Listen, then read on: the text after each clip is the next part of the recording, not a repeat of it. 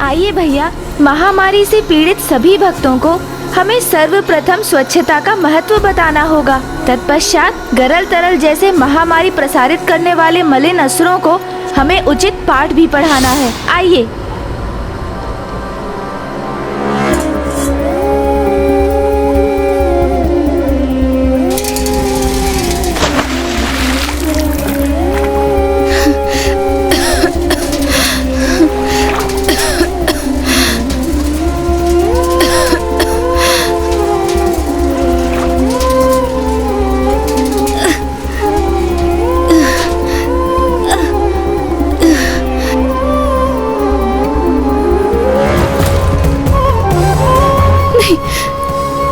दूषित जल,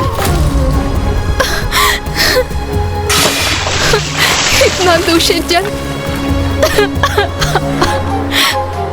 मैं अपने अस्वस्थ पुत्र को ये दूषित जल कैसे दे दूं? अब कहां से स्वच्छ निर्मल जल लाऊं मैं? मेरा पुत्र प्यासा है। हम ऐसे में तो वो प्राण त्याग देगा। मेरे जीवन का भी कोई अर्थ नहीं रहेगा। सब नष्ट हो गया। सब नष्ट हो गया। नहीं, मेरा पुत्र, मेरा पुत्र मेरे समक्ष, ये मैं कदापि सहन नहीं कर सकती। इससे तो अच्छा उचित होगा कि मैं स्वयं अपने प्राण त्याग दूं।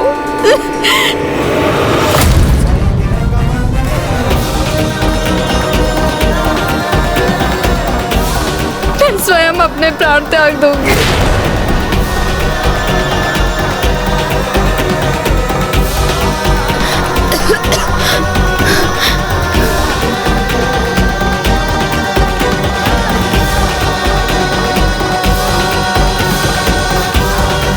रुकिए,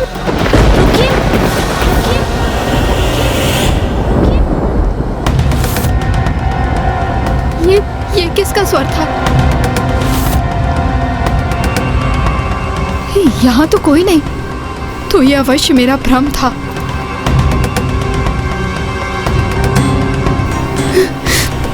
भैया, समस्या बड़ी हो अथवा छोटी, हमें निराश नहीं होना चाहिए, क्योंकि प्रत्येक समस्या का कोई ना कोई समाधान अवश्य होता है। कौन है ये?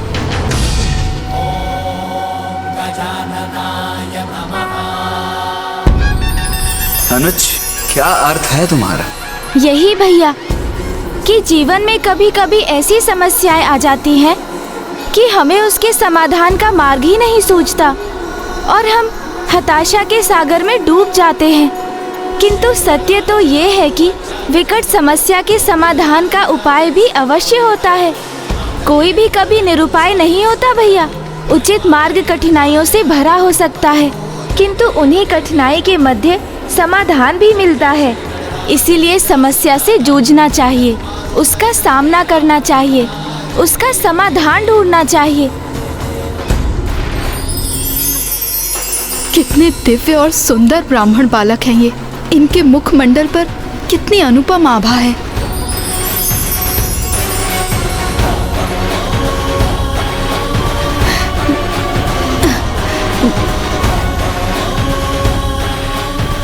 कौन हैं आप दोनों? माता, हम ब्राह्मण बालक हैं। मेरा नाम गुणेश है और ये मेरे अग्रज कृतेश जी हैं। प्रणाम। हम यात्रा करते समय आपके ग्राम पहुंच गए और हमें यहाँ से आगे जाना है, किंतु माता, हम प्यासे हैं। क्या हमें आपके ग्राम के इस कुएं से जल प्राप्त हो सकता है? इन पथिकों को मैं दूषित जल पीने के लिए कैसे दे सकती हूँ? जल? तुम भी कैसा अनुरोध करते हो अनुज? माता हमारे लिए जल थोड़ी ना निकालेंगी, वो तो हम स्वयं भी निकाल सकते हैं ना।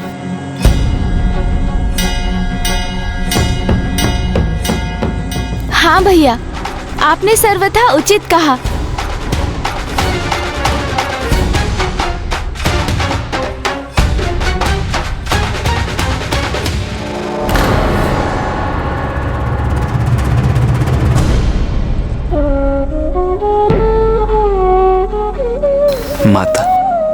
मुझे कुएं तक जाने का मार्ग दीजिए।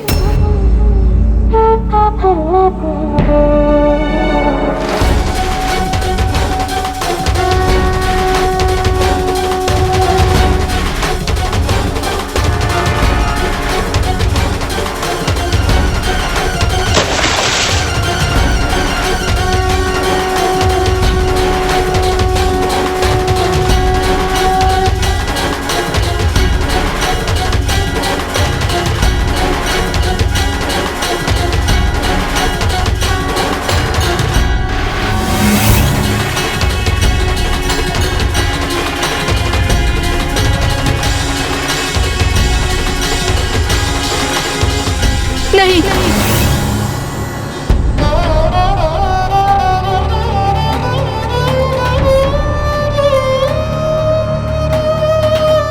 क्या हुआ माता? उस जल का पान मत कीजिए ब्राह्मण देवता। दूषित है ये जल। यदि आप इसका पान करेंगे तो आप भी अस्वस्थ हो जाएंगे। ये तो सत्य है। ये जल तो वास्तव में बहुत दूषित है। हमारे ग्राम में महामारी फैली हुई है ब्राह्मण देवता। यहाँ पे सभी अस्वस्थ हैं। भोजन, जल सब दूषित हो गया है ब्राह्मण देवता। सब नष्ट हो गया है। मेरा पुत्र संजय, वो भी रोगग्रस्त होकर बहुत कष्ट में है। उसे भी बहुत प्यास लगी है। मैं यहाँ पे जल लेने आई थी, पर ये जल दूषित है। मैं कैसे अपने बेटे को ये जल पिलाऊं? तो क्या इसीलिए आप इतनी व्याकुल हैं माता?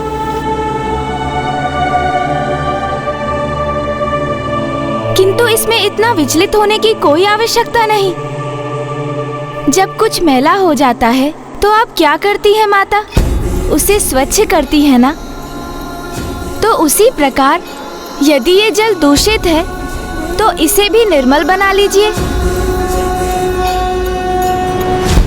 निर्मल बना लो? किंतु कैसे? माता, आप एक कुशल गृहिणी हैं और अपने गृह की देखरेख कैसे करनी है ये आपको ज्ञात है, और इस प्रश्न का उत्तर आप स्वयं दे सकती हैं। किंतु अस्वस्थ होने के कारण आपकी बुद्धि ये उपाय नहीं सुझा रही है। अच्छा ये बताइए माता कि आप अपने पुत्र संजय के लिए जल को किस प्रकार तैयार कर सकती हैं?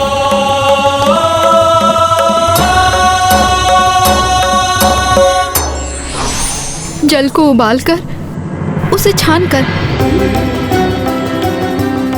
अरे हाँ, समाधान तो स्पष्ट है। मैं जल को उबालकर उसे छान लूंगी तो जल मैले और रोग फैलाने वाले कीटाणुओं से मुक्त हो जाएगा।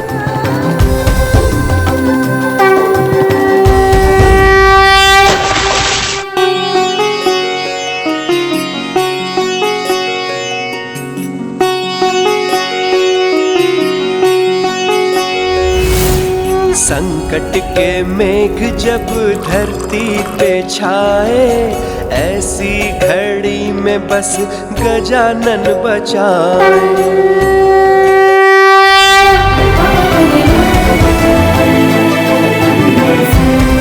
लो पुत्र, मैं तुम्हारे लिए जल लेकर आई हूँ।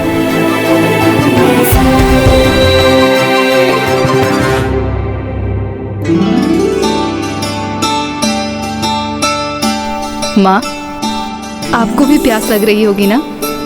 आप भी जल ग्रहण कर लीजिए ना।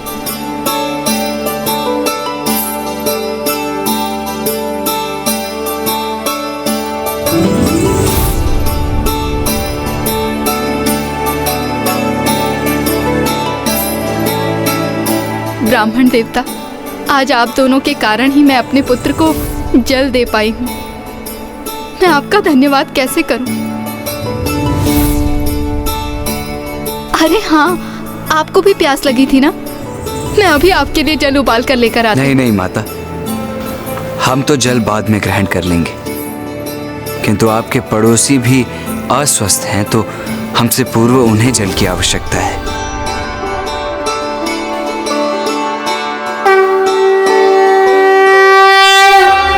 अब भी अस्वच्छ स्वच्छ मंगल मूर्ति, स्वच्छता बिना कैसे हो रोगों से मुक्ति।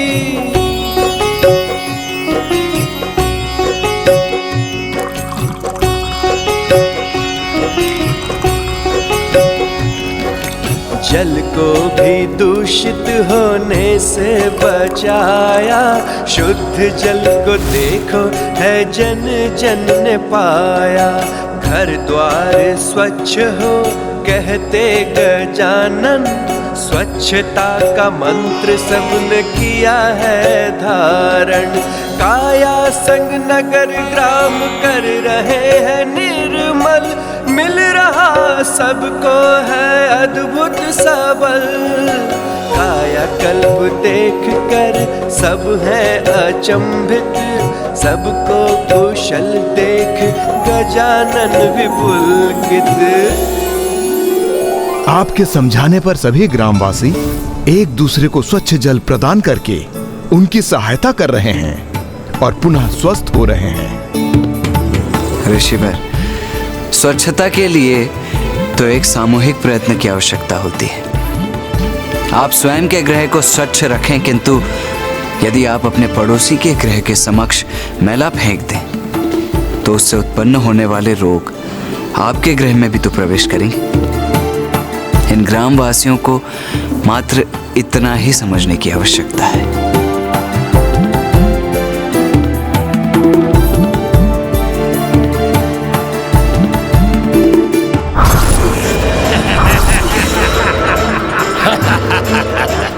सब कुछ हमारी योजना के अनुसार ही हो रहा है। हमारा मैला विषैला जल रोगों का विस्तार कर रहा है।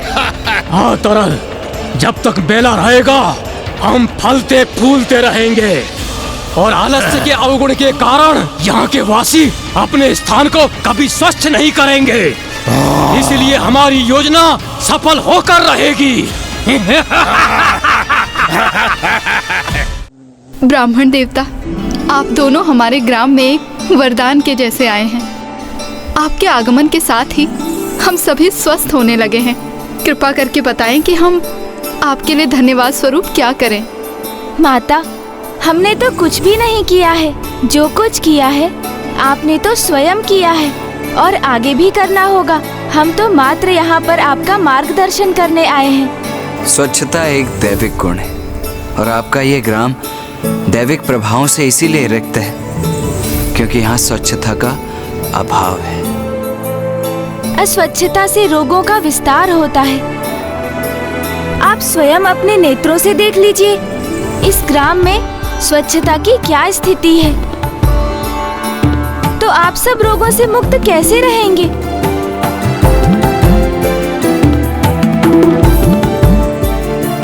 मैं समझा नहीं, हमें करना क्या होगा ब्राह्मण देवता? स्वच्छता के प्रति जागरूक होकर स्वच्छता को अपने जीवन में महत्व देना होगा, क्योंकि हमारे शरीर रूपी मंदिर में परमात्मा के अंश अर्थात हमारी आत्मा का वास है। इसीलिए अपने शरीर को स्वच्छ रखना ये हमारा परम कर्तव्य है। सर्वप्रथम अपनी दिनचर्या को नियमित कीजिए और अपने शरीर को स्वच्छ कीजिए। ऐसे कल्याणकारी और अनमोल वचन कहने वाले ये दिव्य बालक हैं कौन और अकस्मात कहाँ से आए हैं? अवश्य, और उसके लिए कुएं के जल को उबालने के स्थान पर हम उसमें फिटकरी का प्रयोग कर जल को उसके स्रोत में स्वच्छ कर सकते हैं, क्योंकि फिटकरी जल के सभी मैले तत्वों को सोखकर जल को स्वच्छ करेगी और उसके उपरांत कुएं के तल में जाकर स्वयं स्थित हो जाएगी। मैं अभी ये कर देता हूं ऋषिवर।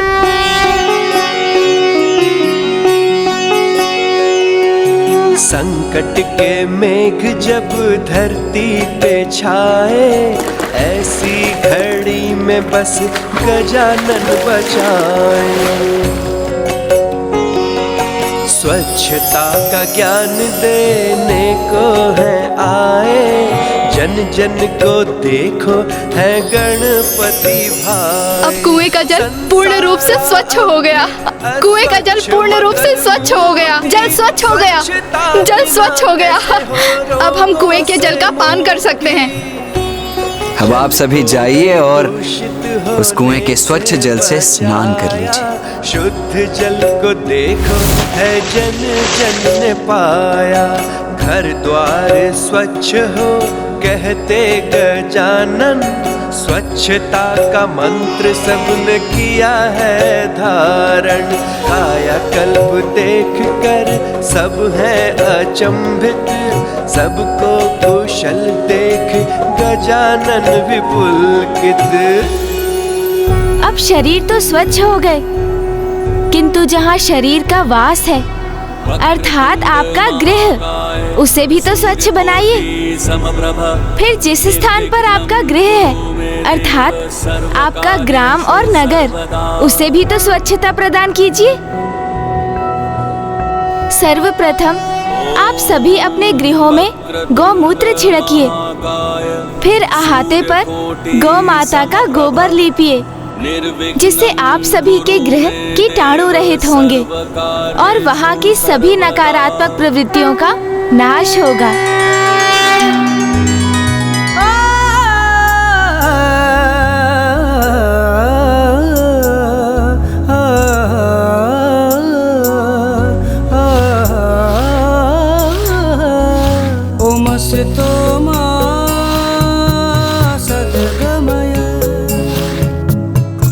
सोमा ज्योतिर्गमय मृत्युर्मा मृतं गमय। ओम शांति। हमारे पास तो तनिक भी गौमूत्र शेष नहीं रहा। ओम जयंती मंगला काली भद्रकाली कपालिनी। जानकी, दुर्गा क्षमा शिवा धात्री स्वाहा स्वधा नमोस्तुते। क्या हुआ जानकी? वो मेरे पास मेरे गृह को शुद्ध करने और कीटाणु रहित करने हेतु पर्याप्त मात्रा में गौमूत्र नहीं है। तुम चिंता मत करो जानकी, मैं अपने गृह को शुद्ध कर चुकी हूँ और मेरे पास अतिरिक्त गौमूत्र शेष है। तुम ये ले लो।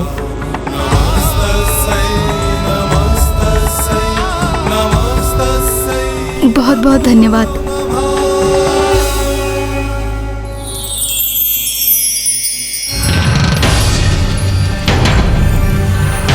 माँ, नहीं नहीं, ये मात्र मेरा भ्रम है। माँ ने तो यहाँ आने से मना कर दिया था। भैया, इस पवित्र लेप से इस ग्राम के गृह शुद्ध हो रहे हैं, किंतु अब इस स्वच्छता से गरल और तरल को कष्ट पहुंचेगा। ये कैसी दुर्गंध है?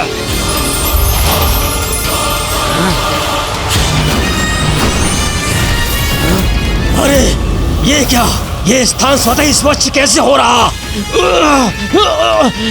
ये स्वच्छता हमारा श्वास लेना भी दूभर कर रही है।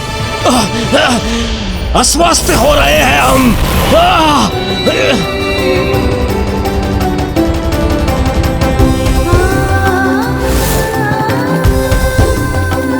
प्रभु, हम सब भी इस कार्य में सहायक बनना चाहते हैं।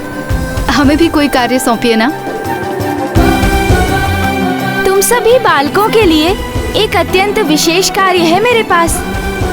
सर्वप्रथम इस ग्राम पर मंडराने वाले कीटाणुओं को नष्ट करना होगा।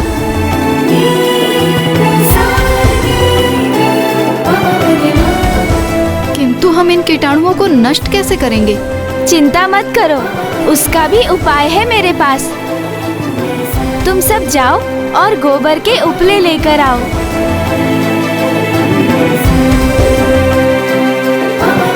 इस ग्राम की स्वच्छता तो हो गई, किंतु जो मैला ग्राम के मार्ग में स्थापित है उसका क्या करें?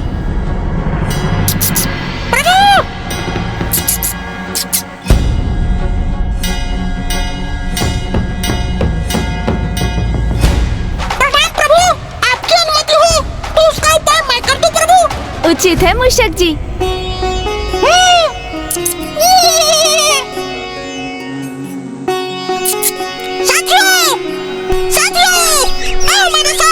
संकट के मेघ जब धरती पे छाए, ऐसी घड़ी में बस जान बचाए। स्वच्छता का ज्ञान देने को है आए, देखो है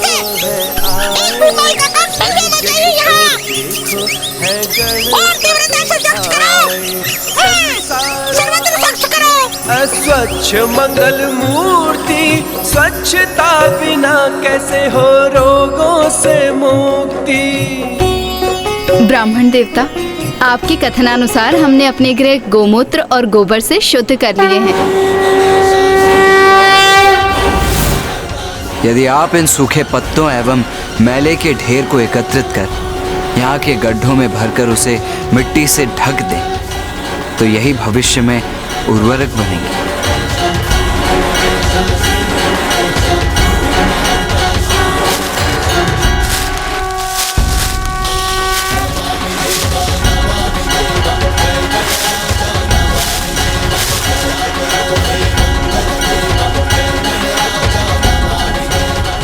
कल संक्रांति का पर्व है और संक्रांति से एक दिवस पूर्व एक बड़ी अग्नि प्रज्वलित कर वातावरण को शुद्ध किया जाता है, समस्त नकारात्मकता को दूर किया जाता है।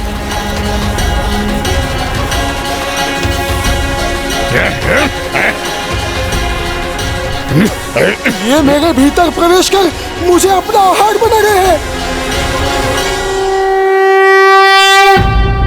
यदि आप इन सूखे पत्तों एवं मैले के ढेर को एकत्रित कर यहाँ के गड्ढों में भरकर उसे मिट्टी से ढक दें, तो यही भविष्य में उर्वरक बनेंगे।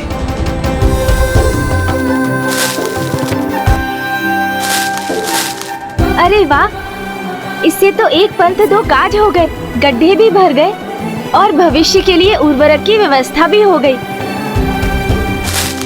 ब्राह्मण देवता, अब हमें इन गोबर के उपलों का क्या करें? इस गोबर के उपले में अग्नि प्रज्वलित कीजिए। जी।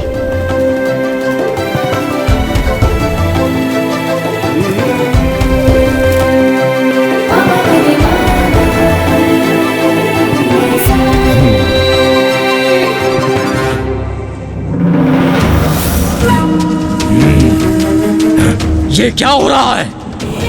ये मक्षिका और ये मच्छर हमारी ओर क्यों आ रहे हैं?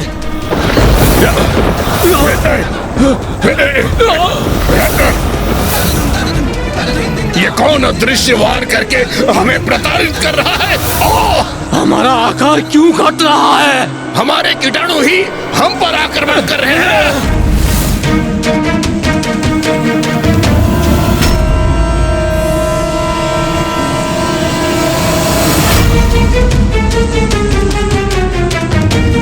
ये मेरे भीतर प्रवेश कर मुझे अपना आहार बना रहे हैं।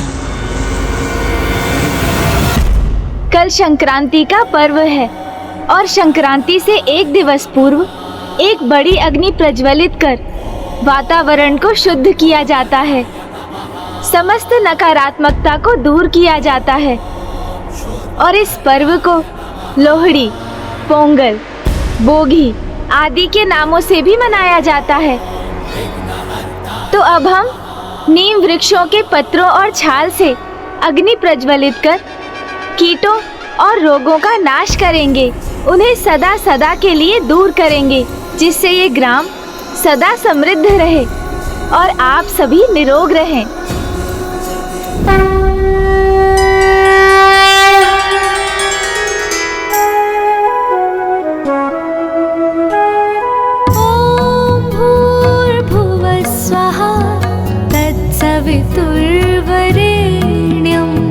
भर्गो देवस्य धीमहि धियो यो नः प्रचोदयात्। ॐ भूर्भुवः स्वः तत्सवितुर्वरेण्यम्। भर्गो देवस्य धीमहि धियो यो नः प्रचोदयात्। ॐ भूर्भुवः स्वः त्वेव रे। ये धूम्र हमें लील रहा है और हमारा आकार भी घटता जा रहा है। गरल और तरल का विनाश हुआ, अर्थात अस्वच्छता नष्ट हुई। प्रभु, आप तो हमारे लिए ईश्वर समान हैं। हमारे प्राणों की रक्षा करने हेतु आप दोनों को कोटि कोटि प्रणाम। आपने उचित समय पर आकर इतने अल्प समय में हमारे ग्राम को नष्ट होने से बचा लिया। इसलिए आप कोई साधारण मनुष्य नहीं हो सकते। आप अवश्य कोई दिव्य व्यक्तित्व हैं।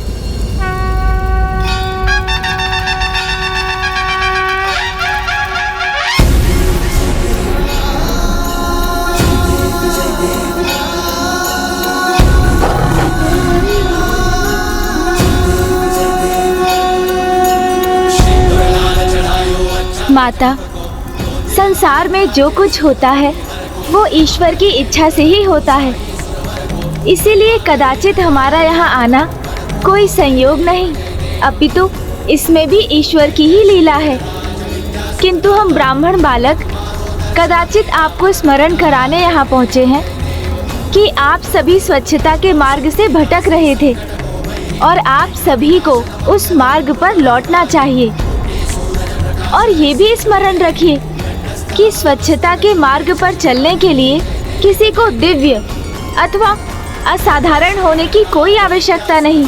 स्वच्छता तो हमारा कर्तव्य है, स्वयं हमारे प्रति, अन्य मनुष्यों के प्रति और हमारे निवास स्थान और वातावरण के प्रति। इसीलिए ऋषिवर, इस ग्राम की रक्षा हमने नहीं, स्वच्छता ने की है।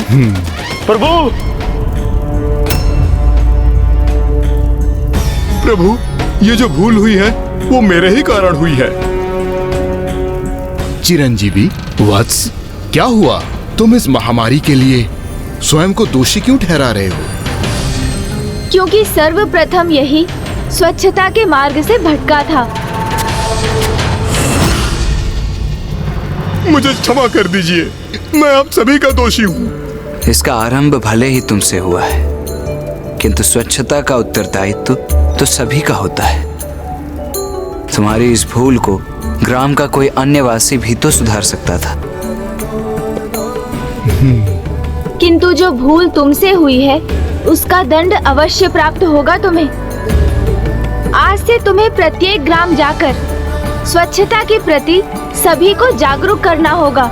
मैं अवश्य करूंगा ब्राह्मण देवता, सर्वत्र जाकर स्वच्छता के महत्व का प्रचार करूंगा। यहाँ स्वच्छता का अभाव था, इसलिए यहाँ माता का वास नहीं था।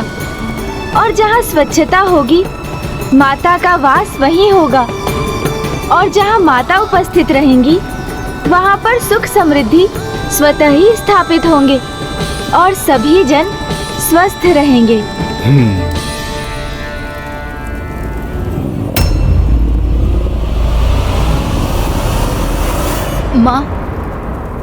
माँ, मुझे भूख लग रही है।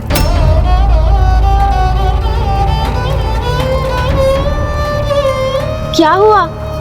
आप सभी के मुख पर पुनः चिंता की रेखाएं क्यों भर आई? प्रभु, हमारी रक्षा तो हो गई, किंतु हम भोजन कैसे करें? अर्थात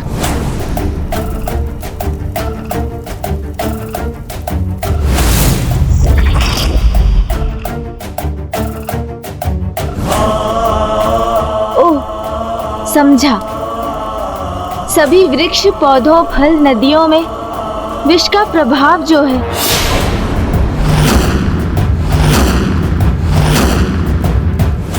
यहाँ भोजन उपलब्ध कराने हेतु संपूर्ण प्रकृति को यथावत होना होगा, शुद्ध होना होगा, जो माँ के यहाँ आने से ही संभव हो सकता है। किंतु माँ ने तो यहाँ आने से अस्वीकार कर दिया था। यदि अभी भी वो यहाँ आने के लिए तैयार नहीं हुई तो इस समस्या का समाधान कैसे होगा?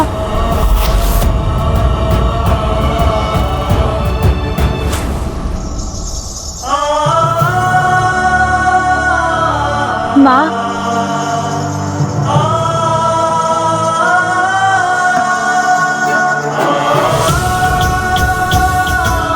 माँ, हम तो त्राही त्राही कर रहे संसार के हाहाकार को शांत कराने, आपकी संतानों के कष्ट मिटाने हेतु आपसे सहायता प्राप्त करने आए थे।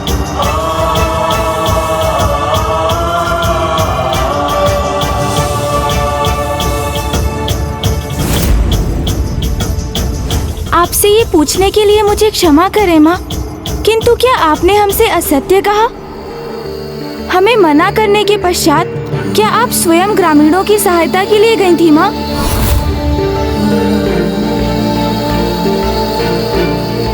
गणेश, ये क्या कह रहे हो तुम? माँ कहाँ उपस्थित थी? माँ भैया, आप माँ से स्वयं ही क्यों नहीं पूछते? नहीं, इसका उत्तर तुम दो गणेश। तुमने माता के प्रति ऐसे वचन क्यों बोले? भैया, आपको स्मरण है ना, जब हमने माँ से उस ग्राम में जाने के लिए अनुरोध किया था तो उन्होंने हमारे अनुरोध को कितनी कठोरता से ठुकरा दिया था। आपके भक्त आपसे गुहार लगा रहे हैं माँ, गरल और तरल से इस संसार की रक्षा कीजिए माँ। नहीं, किंतु जब हम वहाँ थे तो मैंने वहाँ माँ को स्वयं देखा था।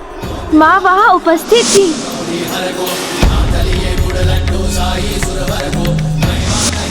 माँ को देखा था? माँ वहाँ उपस्थित थी अर्थात भैया, माँ एक साधारण ग्रामीण स्त्री के रूप में वहाँ उपस्थित थी। तो माँ ने पूर्व में ही वहाँ प्रकट हो अपने भक्तों को कष्टों से मुक्त क्यों नहीं किया? तो फिर गुप्त रूप से उनकी सहायता करने वहाँ क्यों गई माँ?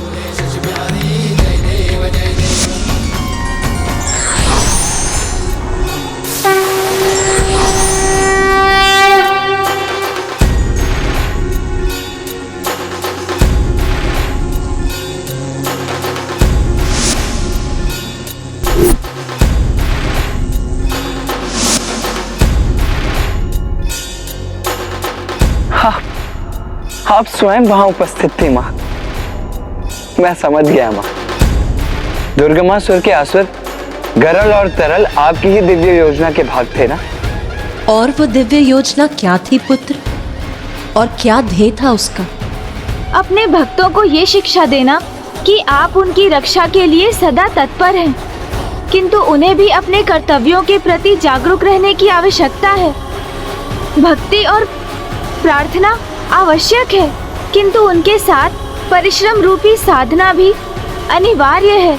हाँ पुत्र, जगत माता हूँ मैं, जगत जननी हूँ मैं। मेरा आशीष सदा अपने सभी भक्तों पर बना रहता है, किंतु मेरी कृपा, मेरा दर्शन प्राप्त करने के लिए मेरे सभी भक्तों को सात्विक जीवन का चुनाव करना अनिवार्य है। और मात्र भीतर से ही नहीं, अपितु बाहर से भी सात्विक होना। ऐसी दिनचर्या का पालन करना अनिवार्य है जिससे आपके भक्त सदा स्वच्छ रहें। मुझे स्मरण है माँ कि आपने भी मुझे यही प्रथम शिक्षा दी थी। सर्वप्रथम तुम्हें दातून करना और फिर स्नान। प्रातः इसे करने से दंत और उसको आधार प्रदान करने वाले मसूड़े स्वस्थ रहते हैं पुत्र। भले ही दुर्गमासुर के असुर तरल और गरल ने अस्वच्छता, अशौच और रोगों को फैलाया, जिसके प्रभाव से अस्वस्थ होकर मेरे सभी भक्त स्वच्छता के महत्व को भूलकर अपने मार्ग से भटक गए। किंतु तब तुमने और पुत्र कार्तिकेय ने वहां जाकर सभी ग्राम वासियों को स्वच्छता के लिए जागृत किया, और जहां मेरी सहायता की आवश्यकता थी वो मैंने की। सत्य है माँ, आपकी लीला अद्भुत है। अपने भक्तों के प्रति आपके हृदय में अतुलित प्रेम है। पुत्र गणेश, पुत्र कार्तिकेय, मैं अपने सभी भक्तों को सामर्थ्य और आत्मनिर्भर बनाना चाहती हूँ, किंतु आवश्यकता पड़ने पर उनके कष्ट दूर करने और उनकी सहायता करने के लिए मैं प्रकट होती हूँ। पुत्र गणेश, मेरे प्रत्येक कर्म में मेरे भक्तों का हित ही निहित रहता है। पुत्र कार्तिकेय, पुत्र गणेश,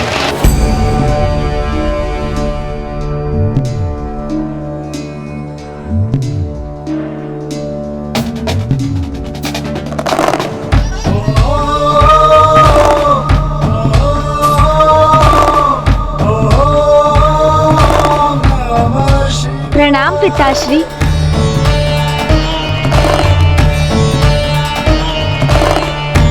माता, आपकी लीला और प्रथम पूज्य गणेश जी और देव सेनापति कुमार कार्तिकेय के मार्गदर्शन और सहायता से पृथ्वी पर सब कुछ स्वच्छ हो चुका है।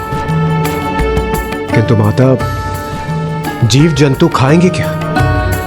क्योंकि वनस्पति और फल अभी भी विषैले हैं।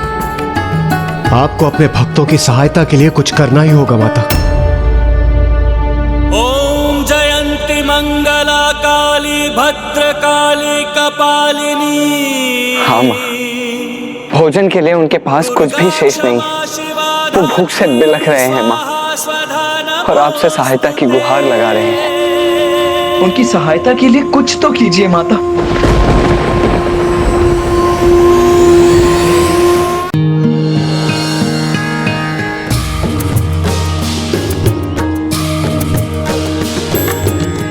गिरि नंदिनी नंदित मेदिनी विश्व विनोदिनी नंदिनुते गिरिवर विंध्य शिरोधिनी वासिनी विष्णु विलासिनी जिष्णुते। गिरि नंदिनी नंदित मेदिनी विश्व विनोदिनी नंदिनुते गिरिवर विंध्य शिरोधिनी वासिनी विष्णु विलासिनी जिष्णुते। भगवती हेशिति कंठ कुटुंबिनी भूरि कुटुंबिनी भूरि कृते।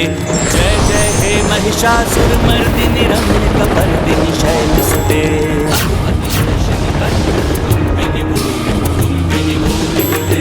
जय जय हे महिषासुर मर्दिनी रम्य कपर्दिनी शैलसुते।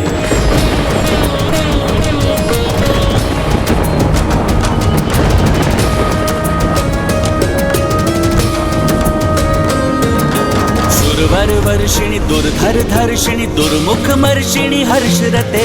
त्रिभुवन पोषिणी शंकर तोषिणी किल्बिष मोषिणी घोषरते।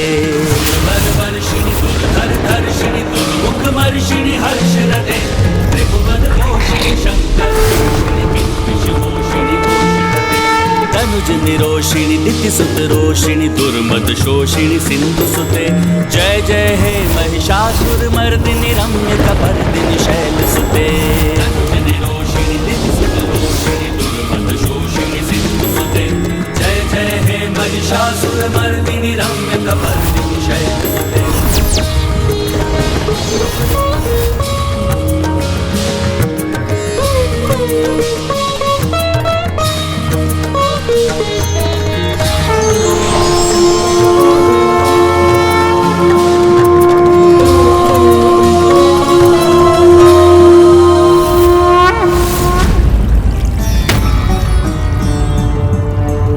माँ, अब आपको ही कुछ करना होगा। हाँ माँ, क्योंकि अब इस स्थिति को केवल और केवल आप ही सुधार सकती हैं माँ।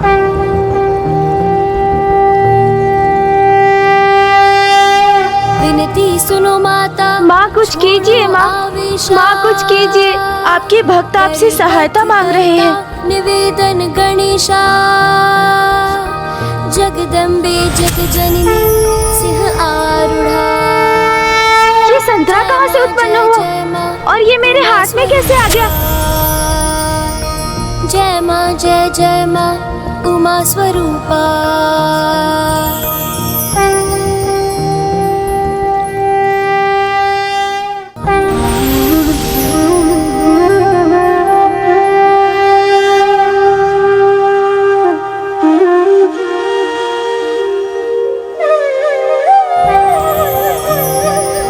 माता अपने नवीन रूप में आ रही है।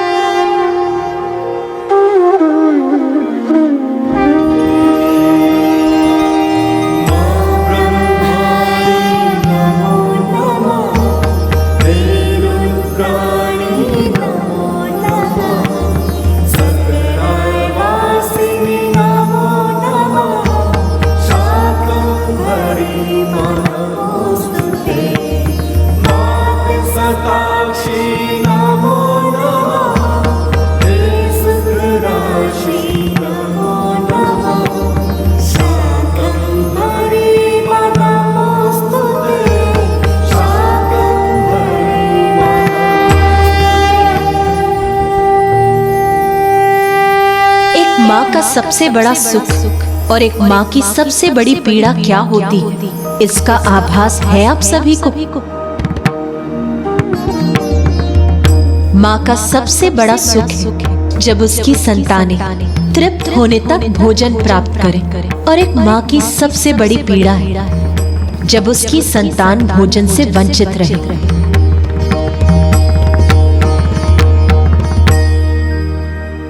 नहीं, मैं अपनी संतानों को भूखा कदापि नहीं रहने दूंगी।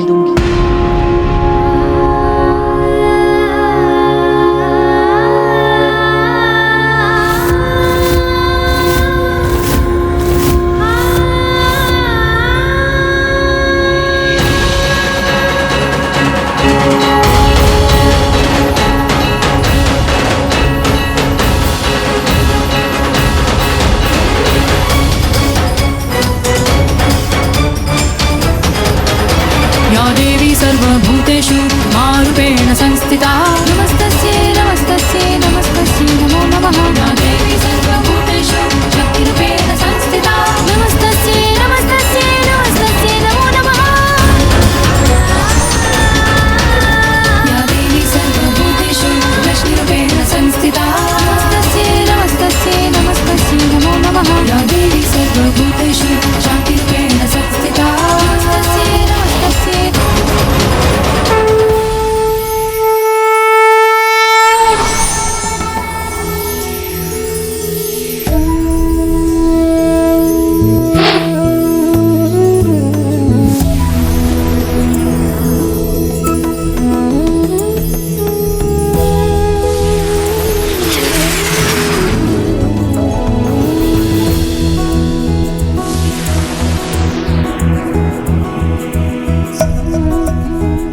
अद्भुत, आकाश में फल और वनस्पति।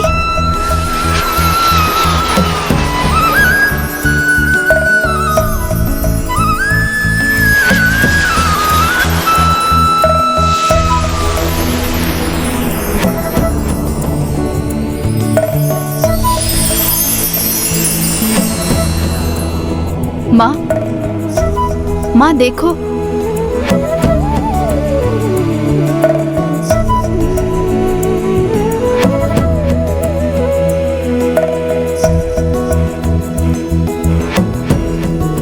माता ने हमारी प्रार्थना सुन ली। माता, आपको बहुत बहुत धन्यवाद।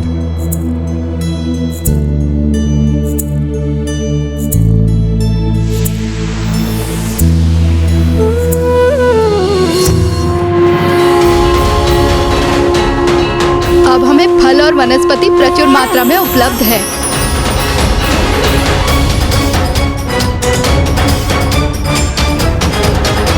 या देवी सर्वभूतेषु मारूपेण संस्थिता नमस्तस्यै नमस्तस्यै नमस्तस्यै नमो नमः। या देवी सर्वभूतेषु शक्तिरूपेण संस्थिता नमस्तस्यै नमस्तस्यै नमस्तस्यै। हे, फल और वनस्पति मिल गए। हे, सर्वभूतेषु लक्ष्मीरूपेण संस्थिता नमस्तस्यै नमस्तस्यै नमस्तस्यै नमो नमः। या देवी सर्वभूतेषु। अब हमें फल और वनस्पति प्रचुर मात्रा में उपलब्ध है। जग जननी जय जय, माँ जग जननी जय जय। भयहारिणी भवतारिणी भयहारिणी। धन्यवाद माता, आपका बहुत बहुत धन्यवाद। जय जय माँ जग जननी जय जय। आपके होते हुए अपने भक्तों को कोई कमी नहीं है। अंततः जो हमारे लिए आवश्यक है वो हमें प्राप्त हो ही जाता है। बहुत बहुत धन्यवाद माता आपका। हे, फल और वनस्पति मिल गए। हे,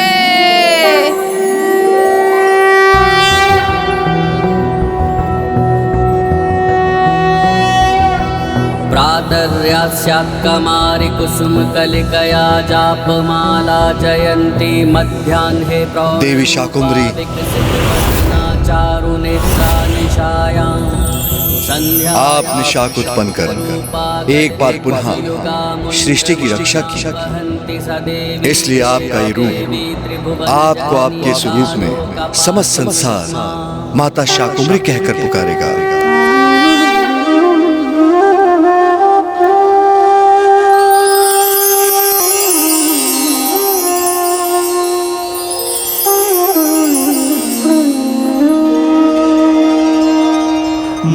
ब्रह्माणि नमो नमः, हे रुद्राणि नमो नमः, सकराय वासिनि नमो नमः, शाकंभरी नमोस्तुते, मातृ शताक्षी नमो नमः, हे सुख राशि नमो नमः, शाकंभरी नमोस्तुते, शाकंभरी नमोस्तुते, संकटहारिणि नमो नमः, कष्ट निवारिणि नमो नमः, मां भवतारिणि नमो नमः, शाकंभरी नमोस्तुते, शाकंभरी नमोस्तुते, शाकंभरी नमोस्तुते।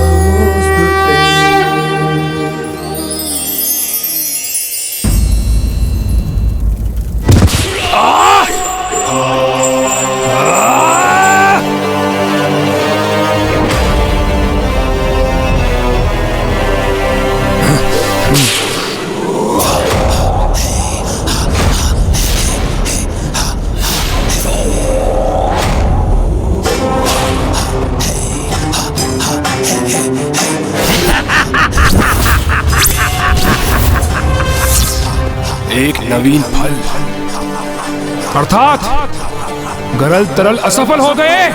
संसार में आज स्वस्थ और रोगों को फैलाने में असफल रहे वो।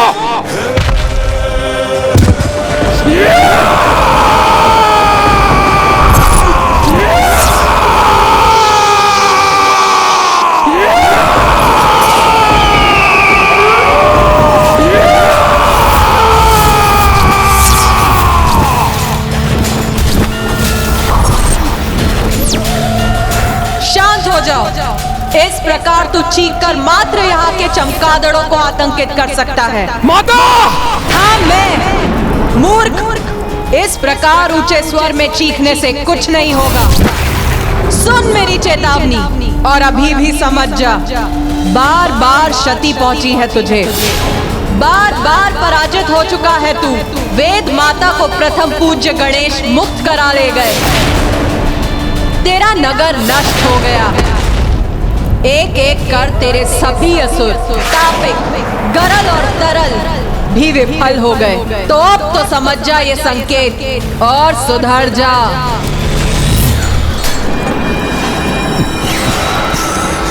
इसमें आपका दोष नहीं है माता, ये तो माँ का कर्तव्य है कि वो अपनी संतान और अपने भक्तों की चिंता करे। मैं आपका परम भक्त हूँ माता, इसलिए आपका स्नेह मेरे प्रति है और इसलिए आप मुझे सावधान कर रही हैं। किंतु मैं दुर्गमासुर हूँ, दुर्गमासुर हूँ,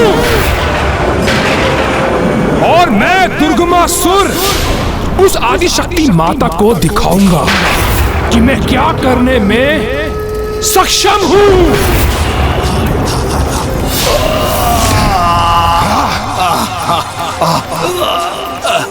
रक्षा कीजिए महाराज, सहायता कीजिए महाराज। सहायता की आवश्यकता दुर्बलों को पड़ती है। दुर्गमासुर के राज्य में ऐसे दुर्बलों का कोई स्थान नहीं है।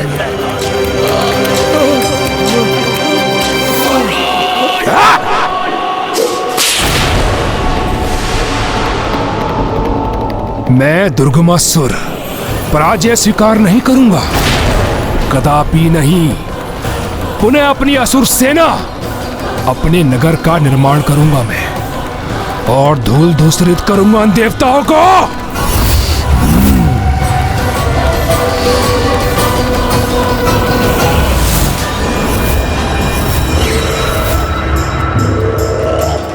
असुर, मेरे पिता महान असुर रूरू का वध किया था उस देवी ने।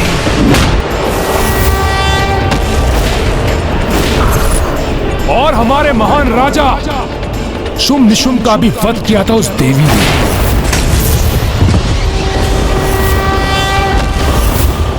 और आज वही देवी तुम्हारे महाराज दुर्गमासुर का वध करने का प्रयास कर रही है। मेरे असुरों, मैंने अपना सर्वस्व तुम्हारे प्रति समर्पित किया है और अब तुम्हें मेरे लिए भी कुछ करना होगा। तुम सभी को मेरे लिए युद्ध करना होगा और मेरे नगर का नव निर्माण करना होगा। और तुमने यदि ऐसा नहीं किया तो मैं तुम्हारा वध कर दूंगा।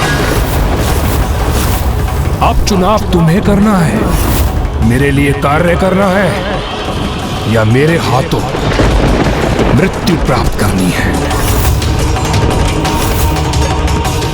अवश्य महाराज, अवश्य महाराज, हम आपके साथ हैं महाराज। असुर राज दुर्गमासुर की।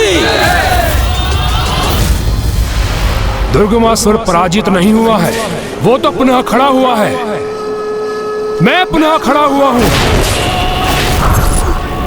दुर्गमासुर, दुर्गमासुर, दीपक की ज्योति भी बुझने के पूर्व एक बार अवश्य फड़फड़ाती है। तेरे साथ भी अभी वही हो रहा है, क्योंकि तू सुधरेगा नहीं।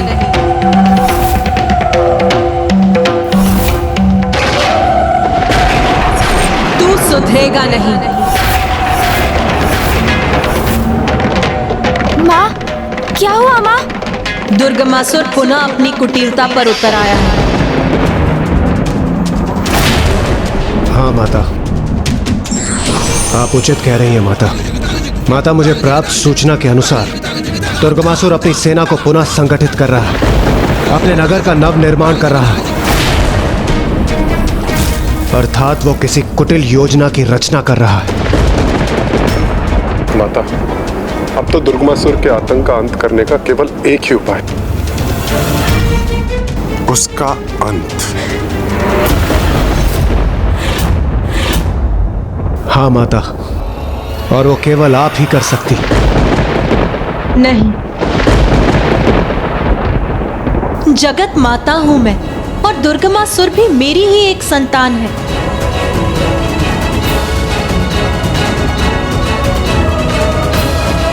किंतु दुर्गमासुर तो दुष्टता की पराकाष्ठा है माँ। वो आपके ही भक्तों के लिए संकट बनता जा रहा है। जो भी हो, किंतु पुत्र कार्तिकेय, मैं तो अपने मातृ धर्म का परित्याग नहीं कर सकती और किसी भी अवस्था में मुझे अपनी संतानों को सुधरने का एक अंतिम अवसर प्रदान करना ही होता है और वही अंतिम अवसर दुर्गमासुर को भी प्राप्त होगा। किंतु माँ, यदि उसने अभी भी आपकी चेतावनी पर ध्यान नहीं दिया तो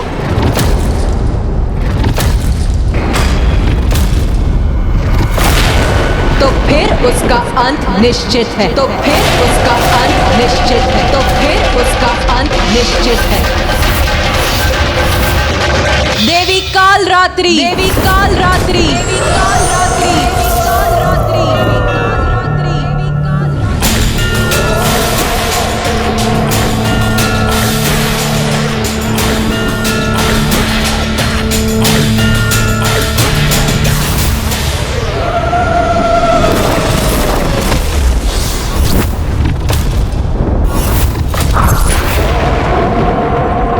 प्रणाम माता काल रात्रि।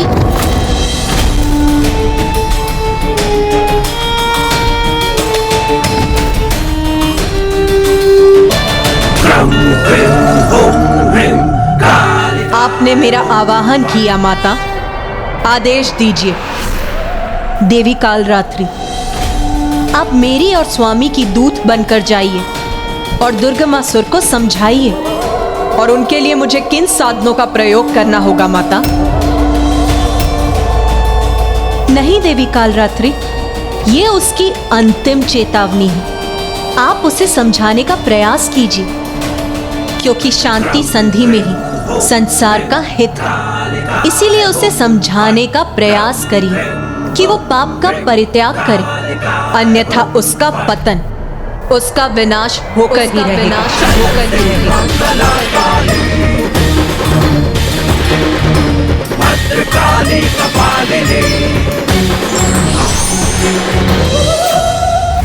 जब मैं अपने नगर का नव निर्माण कर रहा हूँ तब मुझे अपने असुर प्रहरियों द्वारा सभी दिशाओं से मुझे अपने भवन की सुरक्षा सुनिश्चित चाहिए।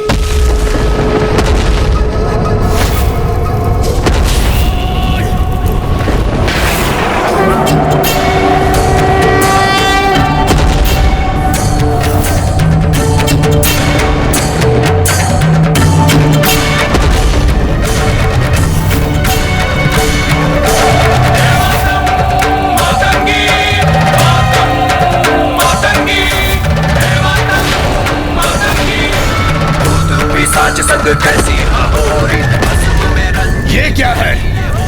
क्या ये किसी संकट के आने का संकेत है या कोई शत्रु आ रहा है यहाँ? सावधान रहो।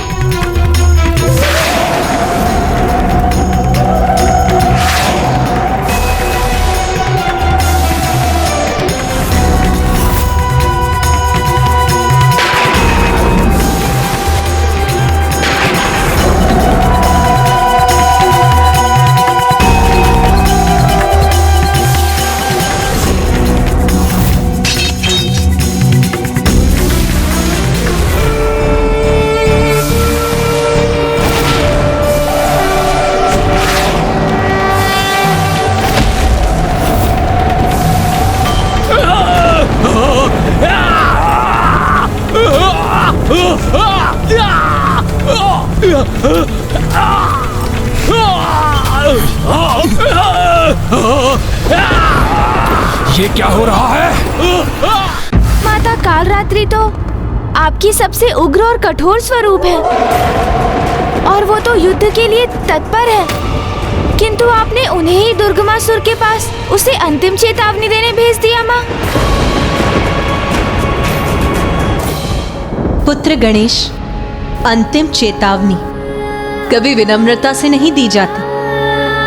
दुर्गमासुर जैसे दुष्ट असुर को यदि उचित पद दिखाने के लिए यदि अपनी उग्रता का परिचय देना आवश्यक हो तो वो भी करना होगा, क्योंकि जो दुर्बल है वो कभी शांति स्थापित नहीं कर सकते और अपने शत्रु से शांति वार्ता करने हेतु उसे अपनी शक्ति का परिचय कराना आवश्यक होता है।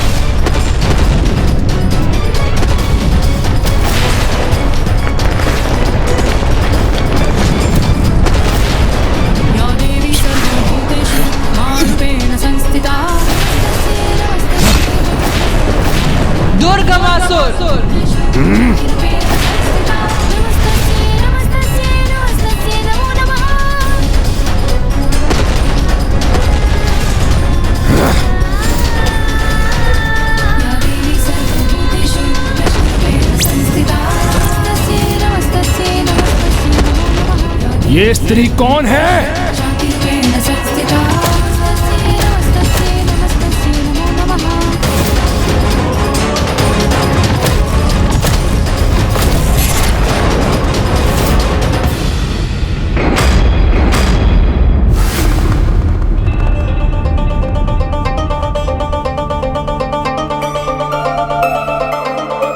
माता कालरात्रि के क्रोध का ज्वालामुखी तो कभी भी फट सकता है।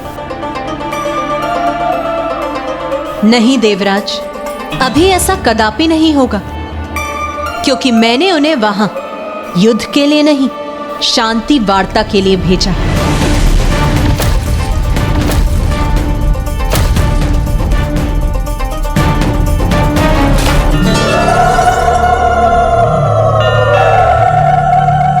देवी कालरात्रि, आप मेरी और स्वामी की दूत बनकर जाइए और दुर्गमासुर को समझाइए, क्योंकि शांति संधि में ही संसार का हित है। माता का आदेश है, इन दुष्टों का संहार नहीं करना है मुझे, तो बिना इनका अंत किए इन्हें अपने मार्ग से हटाऊंगी मैं।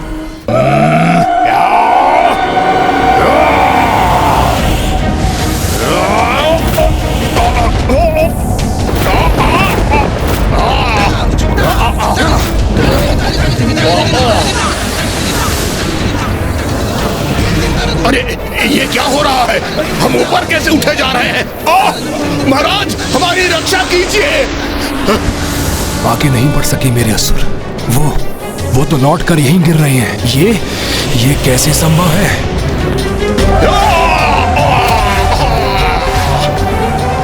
ये किसका आगमन हुआ है यहाँ?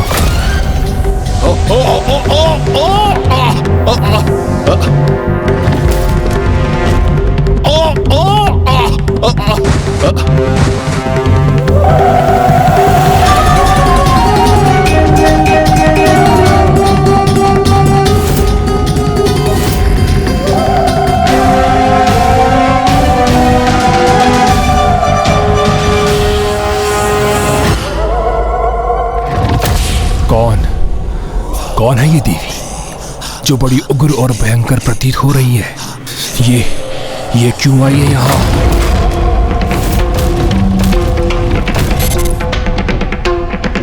दुर्गमासुर, रोको अपने असुरों को। अस्त्र झुकाने का आदेश दो इन्हें। मैं यहाँ युद्ध करने नहीं, शांति स्थापित करने आई हूँ। शांति का प्रस्ताव लेकर आई हो तुम? तो तुम्हें ज्ञात हो ही गया कि मैं अपने बल से कितना आतंक मचा सकता हूं।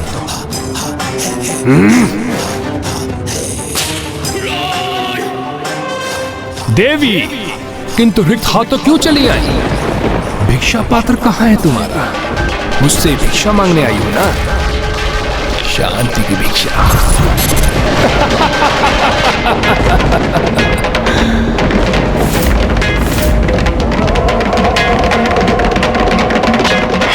अरे इसमें इतना क्रोधित होने की क्या आवश्यकता है देवी? तुम मुझसे कुछ मांगने ही आई हो ना? शांति की भिक्षा, तो उसके लिए भिक्षा तो मांगनी होगी, किंतु तुम्हें नहीं। उस महादेव पुत्र को अन्य देवी देवताओं के साथ भिक्षा पात्र लेकर आना ही होगा और मेरे समक्ष शीश झुकाकर शांति की भीख मांगनी होगी। और मेरे सामने शीश झुकाकर गिड़गिड़ाकर शांति की भीख मांगनी होगी मुझसे।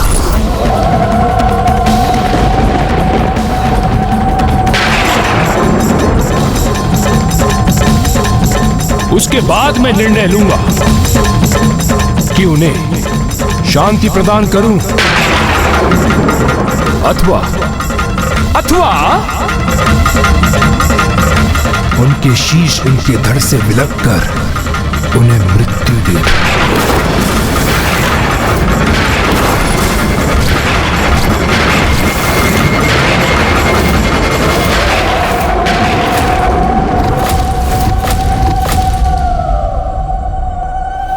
शीश विलक करोगे?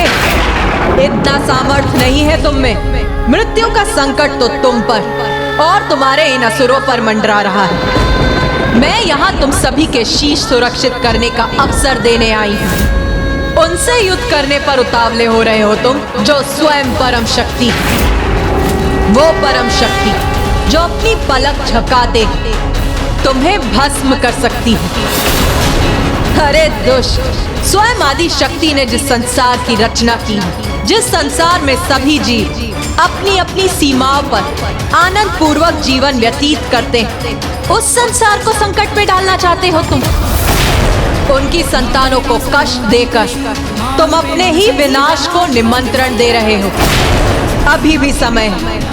पाप का त्याग करो, दुष्कर्मों का परित्याग करो, सुकर्म करो।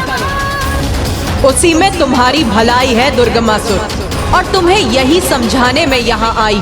देवी, इतनी दूर से तुम मुझे ये समझाने आई हो कि जगत जननी का संसार कैसा है और मैं एक अच्छा बालक बनकर उसके संसार में वास कर सकूं।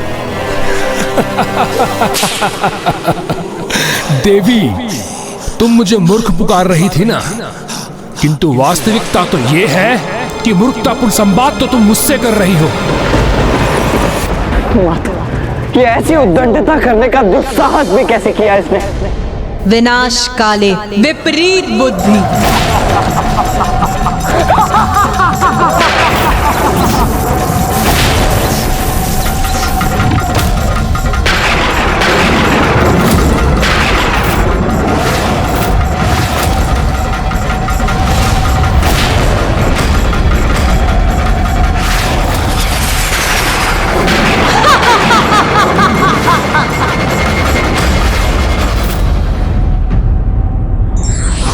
पापी नहीं, अपितु पाप नष्ट हो सके, इसलिए ईश्वर अपनी संतानों को सुधरने का एक अवसर अवश्य देते हैं।